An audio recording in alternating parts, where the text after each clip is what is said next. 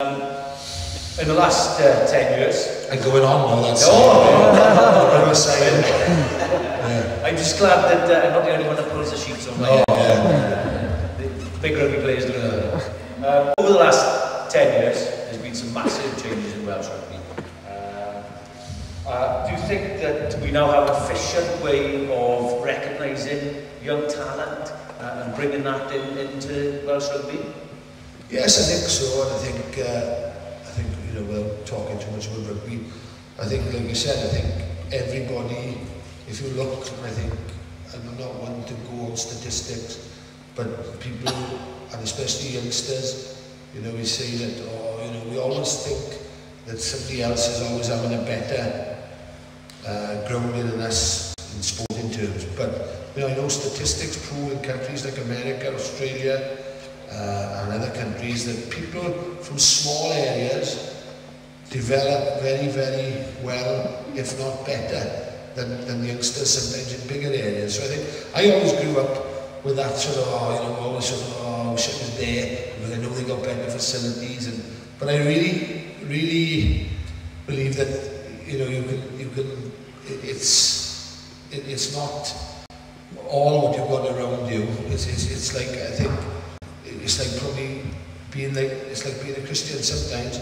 It is testing, but you can still be prominent and take a lead role when things all around you are not what they should be. And I think that's very much an incentive for young people in sports. And I think, you know, it's proven, you know, the work that Chris is doing not wrong. There is an area of great tradition and real people of good value, and I think, you know, Chris has proven in the work that he's doing there that we can all be the best we can be in sport. And I think sometimes the negativity that's instilled, even from parents and even from, you know, teachers sometimes, has a detrimental effect on youngsters. I think it's important that we encourage, keep telling youngsters that, you know, they have to believe in themselves. You've got a quality, yes. There's people not as fast as the next person, but you always carry a quality, and that's why I love rugby union, and I think that's why it's a sport that probably suited my makeup. But I think, as far as the academy systems are going, I think there's a lot of good in what they do, but I still think that it is, as I suppose, much of society, a lot of box ticking. I think there's a lot of things that sometimes we miss out on certain talents because people and mentors and coaches are not willing to work and draw the best of the youngsters. So I'd like to see it, there is a system in place, but I'd like to see it develop further, and I hope that happens in many parts of Wales. So there's hope for the young boys and girls of Bala that in a small little village, as yourself, a small village, could play for Wales if they work hard at it.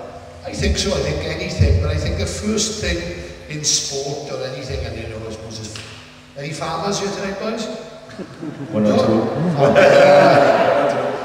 Yeah, but I think, as you know, it's like people say, when we say, oh, I can't wait there, you know, if I get there, I'll buy this. But it's like rugby, you know, when you get to a certain, you carry on, you do it because you love it. I suppose if you're an undertaker in Bala or an ashman, you know, you won't be any good at what you do unless you love what you do. And I think that's the biggest ingredient in anything. If you're there and it's a chore, then I think you want. So I think the first and foremost for any person, you know, pursuing their dreams in sport, is you've got to love and enjoy what you're doing. And I can say that was the route for me. And like I said, my sort of aims were probably pretty low, you know. That's all I wanted to get out. There was a job and pull on the red shirt to Wales. The world has moved on, and there's far greater rewards for becoming a top athlete.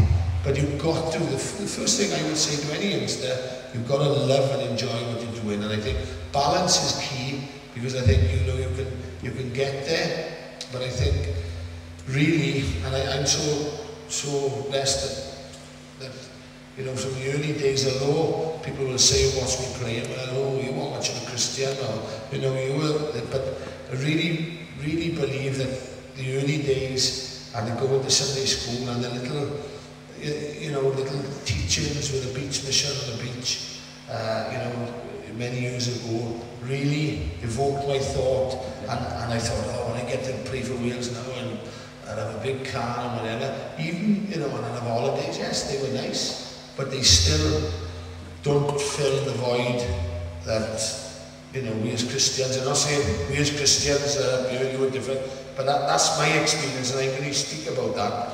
And, you know, it's a great balance, and like I said, I always it was always like next week, yeah, I could really start going to church regularly, and yet, I don't really want to come out and stand with it because you know, I'm not ready yet, but there was a few things that have happened over the last couple of years that have really sort of made me so, how can I say, more fulfilled inside, because, you know, I really pushed on and stepped out, and it's, you know, it's a great feeling, and I trust that, you know. Yeah.